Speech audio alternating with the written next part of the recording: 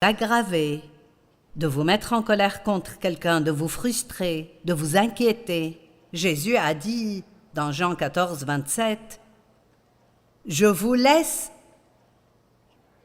la paix, je vous donne ma paix, je vous la lègue, dit une des traductions.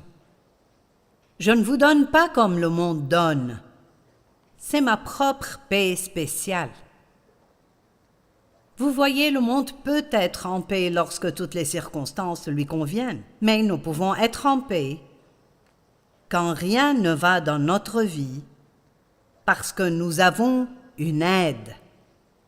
Nous avons quelqu'un à qui nous pouvons demander de prendre ses problèmes et de les résoudre pour nous. Je vais vous dire un secret, vous ne le savez peut-être pas, mais vous avez la permission de vivre pleinement votre vie même quand vous avez un problème.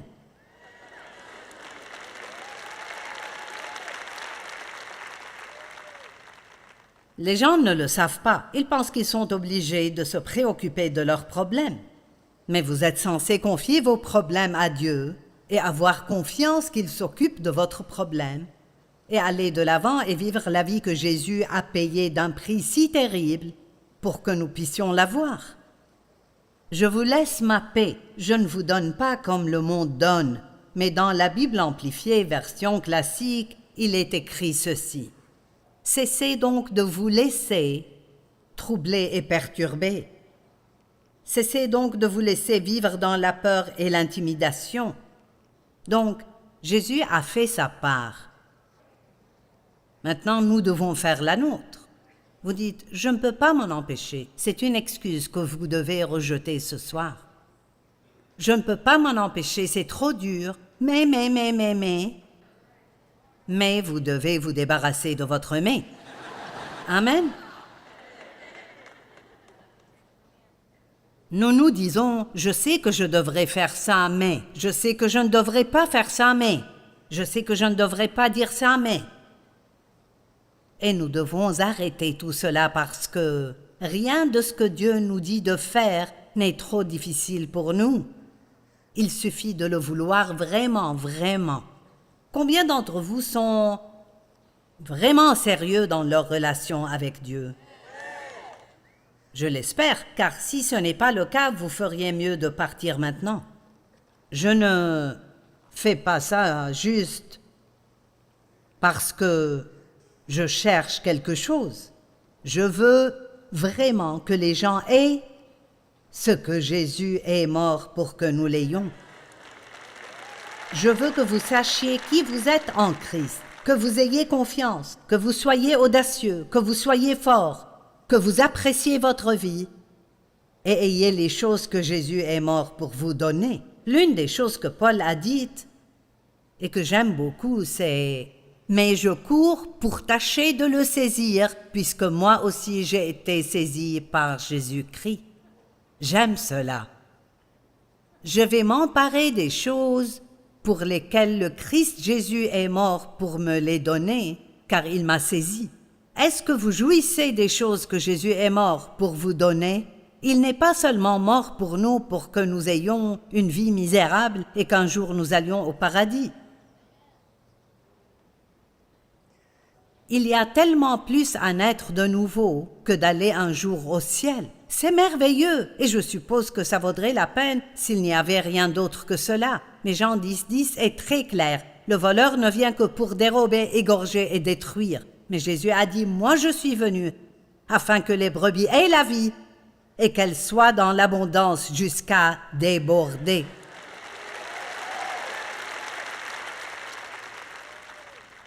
Et Romains 14, 17 dit, « Car le royaume de Dieu, ce n'est pas le manger et le boire, mais la justice, la paix et la joie par le Saint-Esprit. » La justice signifie que vous savez que par le sang du Christ, vous êtes devenus justes devant Dieu, que vos péchés ont été pardonnés. Vous n'avez pas à vivre coupable et condamné. Lorsque vous savez cela, vous pouvez avoir la paix. Et quand vous avez la paix, vous pouvez avoir la joie. Nous allons donc travailler sur ces choses ensemble et aider tout le monde à faire beaucoup de progrès.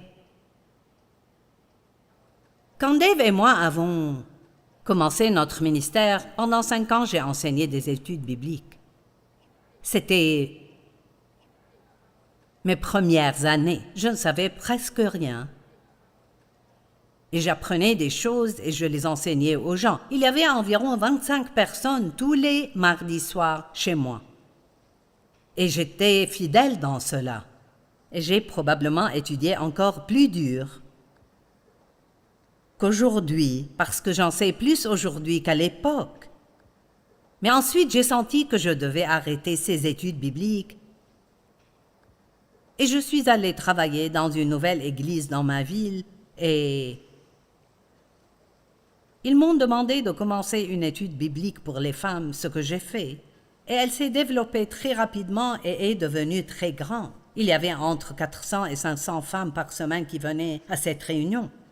Et donc après, Dieu a commencé à me faire comprendre qu'il en avait fini avec moi là-bas. Merci Seigneur. Et que je devais prendre le ministère et aller au nord, au sud, à l'est et à l'ouest. Et j'ai eu beaucoup de confirmations parce que j'étais pétrifiée à cette idée. Je n'avais pas d'argent, je n'avais pas de vraie qualification ni personne pour m'aider. J'avais Dieu et personne ne me connaissait au nord, au sud, à l'est, à l'ouest. Je me sentais donc un peu comme Abraham quand Dieu lui a dit « Prends ta tente et pars » sans lui dire où aller. C'est ce que j'ai ressenti le jour où j'ai quitté mon travail. Ils n'ont pas fait une grande offrande pour moi. Je suis partie avec une calculatrice et un bureau cabossé pour aller au nord, au sud, à l'est et à l'ouest. Donc, j'ai fait la seule chose que je savais faire. Nous vivions à Saint Louis, où nous vivons toujours, et nous avons commencé à nous réunir une fois par mois dans le nord, l'est, l'ouest et le sud de Saint Louis. Nous sommes allés au nord, au sud, à l'est et à l'ouest.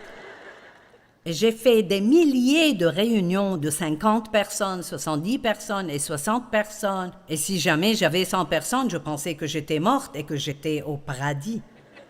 Et ne méprisez pas le jour des petits commencements. Si vous êtes fidèle, si vous voulez être utilisé par Dieu et si vous êtes fidèle dans ces petites années au début, les choses finiront par grandir. Cela prend toujours plus de temps qu'on ne le voudrait. Mais pour être très honnête avec vous, c'est une bonne chose. Les étoiles filantes retombent généralement aussi vite qu'elles sont montées. Il faut prendre le temps d'apprendre, de grandir et de vivre certaines choses. Allez, j'ai dit qu'il fallait passer par certaines choses parce que c'est comme ça qu'on gagne de l'expérience. L'Épître aux Hébreux 5 dit que Jésus a appris l'obéissance parce qu'il a souffert.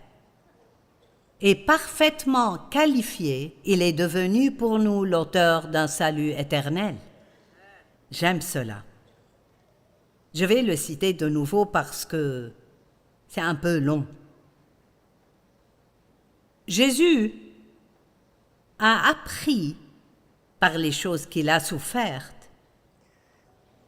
et il a acquis de l'expérience. Combien d'entre vous ont eu des expériences? Eh bien, si vous pouvez ne pas être amer à leur sujet, Dieu pourra alors les utiliser pour aider quelqu'un d'autre. Vous n'avez peut-être pas un ministère comme celui-ci, mais nous avons tous une chair et c'est peut-être votre bureau au travail. Mais nous avons tous une chair. Et si tous ceux qui se disent chrétiens sortaient dans le monde et agissaient comme tels, pas seulement à l'église, mais dans le monde, là où les gens cherchent Jésus. Vous êtes peut-être le seul Jésus qu'ils verront et vous pouvez prêcher sans jamais ouvrir la bouche.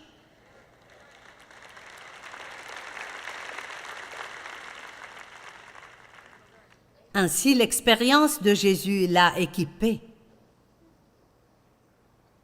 Et vous ne le réalisez pas quand vous traversez des moments difficiles, mais vous êtes équipé. Vous avez ce dont vous avez besoin. Avez-vous déjà demandé à Dieu de vous utiliser? Eh bien, Mes amis, c'est parti.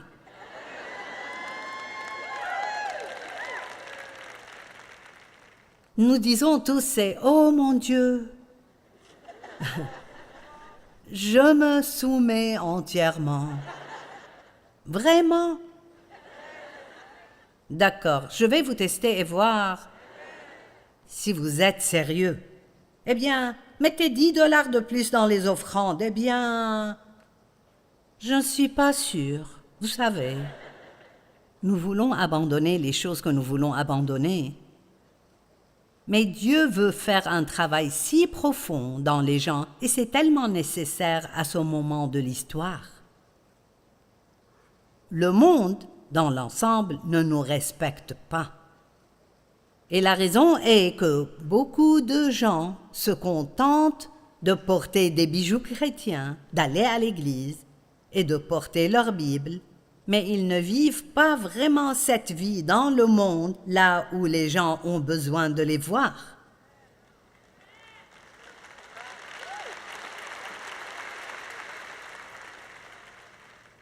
Ainsi, lorsque nous avons commencé notre ministère, Dieu a parlé à mon cœur.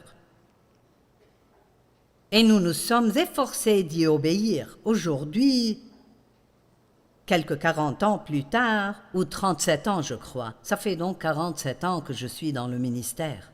Il m'a dit, je vais te donner 3 choses à faire et si tu les fais, je bénirai ton ministère.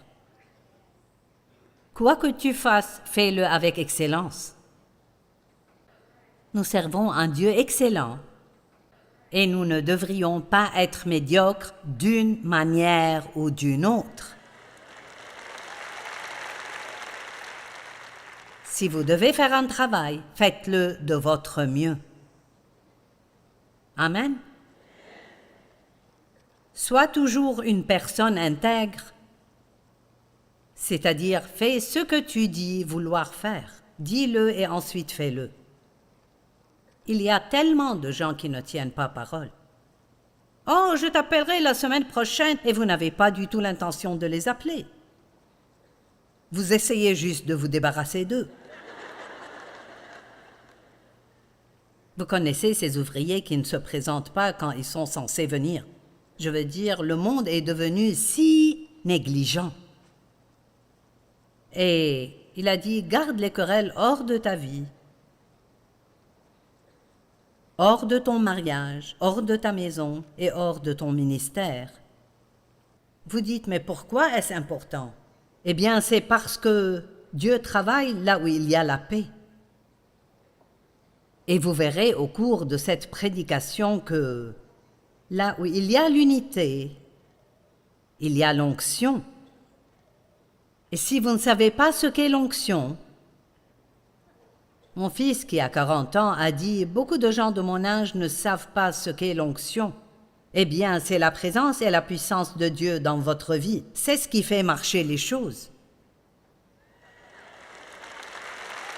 Je peux me tenir ici et dire toutes les bonnes choses, mais si je n'ai pas d'onction sur ma vie, vous vous ennuierez tellement que ce serait pathétique. Pourquoi les gens viendraient-ils de loin et paieraient-ils 15 $ pour entrer dans le parking, juste pour entendre une femme parler? Parce que c'est l'onction de Dieu qui brise les liens et les chaînes de nos vies. Mais si je veux avoir cette onction dans ma vie, si vous voulez avoir cette onction dans votre vie, et si vous voulez que ce que vous faites soit béni, alors vous devez apprendre à vivre en paix et en accord. Et à vrai dire, vous n'avez pas besoin d'être d'accord avec tout le monde pour vivre en accord. Vous pouvez apprendre à ne pas être d'accord amicalement. On a le droit d'avoir son opinion, mais on n'est pas toujours obligé de la donner. Allez, je veux le répéter. Vous avez le droit d'avoir votre opinion et je dois respecter votre droit d'avoir votre opinion. Nous ne sommes pas tous pareils, nous avons des personnalités différentes. Nous pensons différemment, parfois même à propos de la même chose. Mais Dieu attend de nous que nous nous entendions. Nous devons trouver un moyen de nous entendre, et cela ne peut se faire qu'à travers, préparez-vous pour ce mot, l'humilité. Eh bien, une personne est un peu d'accord avec moi.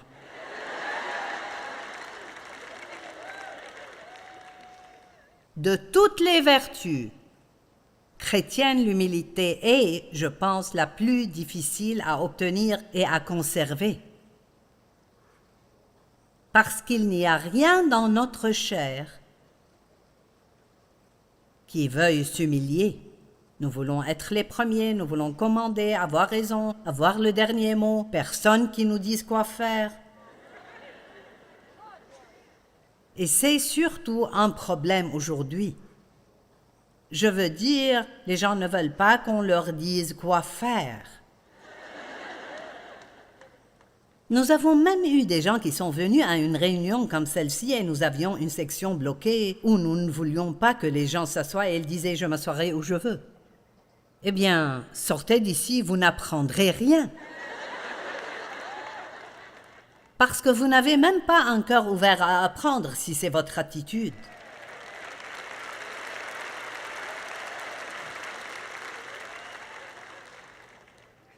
Proverbe 14, 30. Un cœur et une pensée paisible et tranquille. Maintenant, comprenez ceci. Un cœur et une pensée paisible et tranquille est la vie et la santé du corps. La santé. Savez-vous combien de personnes sont malades simplement parce qu'elles sont en colère? Ou combien de personnes sont malades parce qu'elles s'inquiètent tout le temps? 85% de toutes les maladies, la maladie est réelle, mais sa cause profonde est le stress. Vous pouvez prendre toutes les pilules que vous voulez, mais c'est comme jouer au jeu de la taupe si vous avez déjà vu ça. Vous la frappez à un endroit et elle réapparaîtra ailleurs. Je veux dire, c'est important pour moi que vous compreniez ce soir qu'il ne s'agit pas simplement d'un joli petit message que j'ai préparé pour venir prêcher à Austin. Mais je veux, par la grâce de Dieu et l'aide du Saint-Esprit, vous convaincre d'une certaine façon que vous devez avoir assez d'humilité pour attendre les choses de Dieu et ne pas essayer de tout faire par vous-même. A-t-on jamais vu Jésus perdre sa paix? Non? On l'accusait de choses tout le temps. Il ne répondait même pas aux gens. Pensez ce que vous voulez.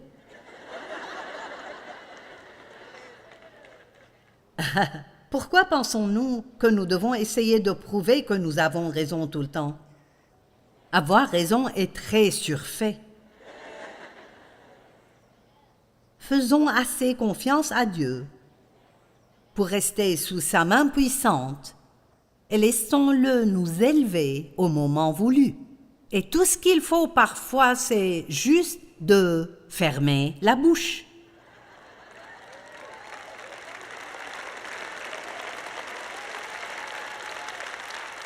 Oh, mais c'est si difficile! Quand quelqu'un vous accuse de quelque chose ou vous dit quelque chose que vous n'aimez pas, nous devons nous défendre. Nous devons convaincre l'autre que nous ne sommes pas comme ça. Tu as absolument tort. Nous nous disputons sur tant de choses qui n'ont absolument aucun sens. Quand je pense aux choses sur lesquelles Dave et moi nous disputions, c'est vraiment stupide. Je veux dire, c'était la stupidité sous stéroïdes. Je me souviens qu'on se disputait concernant qui était l'acteur à la télévision. Je dis toujours que Dave pensait que tout le monde était Henry Fonda. Et certains d'entre vous n'ont peut-être jamais entendu parler de lui. Mais ça me mettait tellement en colère. Ce n'est pas Henry Fonda. Si c'est lui, non, ce ne l'est pas. Si c'est lui, non, ce ne l'est pas. Tu penses toujours que tout le monde est Henry Fonda. Et puis il disait, tu ne dis pas ce mot toujours, tu dis toujours je toujours. Et je ne le dis pas toujours. Et il me le dit encore. Combien d'entre vous sont d'accord que nous nous disputons pour des choses stupides? Ça n'a même pas de sens. Ou nous allons quelque part et je pense qu'il devrait prendre un autre chemin pour y arriver. Et donc ça devient un gros problème. Pourquoi vas-tu par là? Pourquoi ne pouvais-je pas me taire et le laisser faire ce qu'il veut?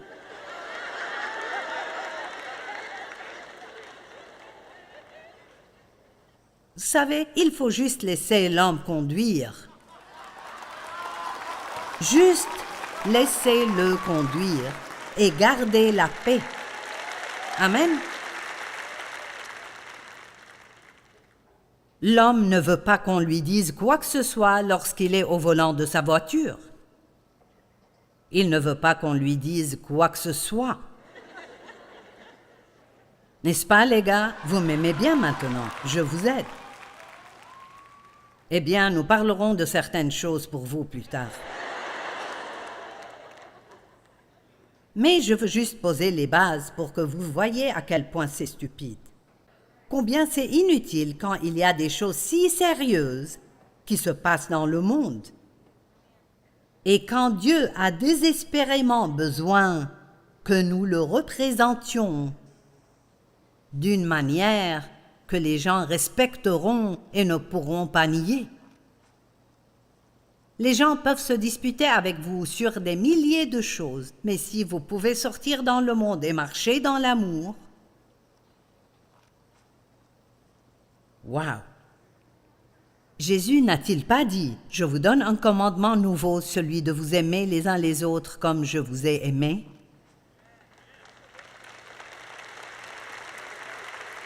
Eh bien, l'humilité est nécessaire pour que nous puissions vivre en paix. Jésus aime les esprits doux et calmes. 1 Pierre 3, 3 et 4. Que votre parure ne soit pas une parure extérieure, cheveux tressés, ornements d'or ou vêtements élégants. Ça ne veut pas dire qu'il ne faut pas porter de bijoux ou de vêtements ni arranger ses cheveux. Ce qu'il dit, c'est que vous passez tellement de temps sur l'extérieur à essayer d'impressionner d'autres. Maintenant, mesdames, je dis cela dans un esprit d'amour. Écoutez.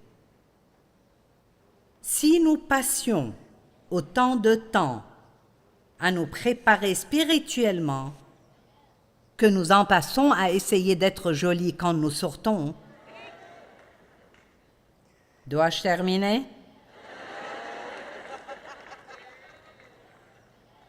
Je ne suis pas comme ça quand je me lève.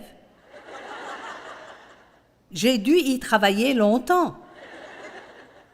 Il faut se laver les cheveux, se maquiller, se friser les cheveux, se peigner les cheveux, essayer ses vêtements. Si on ne les aime pas, en mettre d'autres, puis encore d'autres. Et on les regarde de toutes les façons possibles. Et puis il y a l'autre côté de la médaille. Il y a les gens que l'on regarde en se disant « Tu ne t'es pas regardé dans le miroir ce matin ?»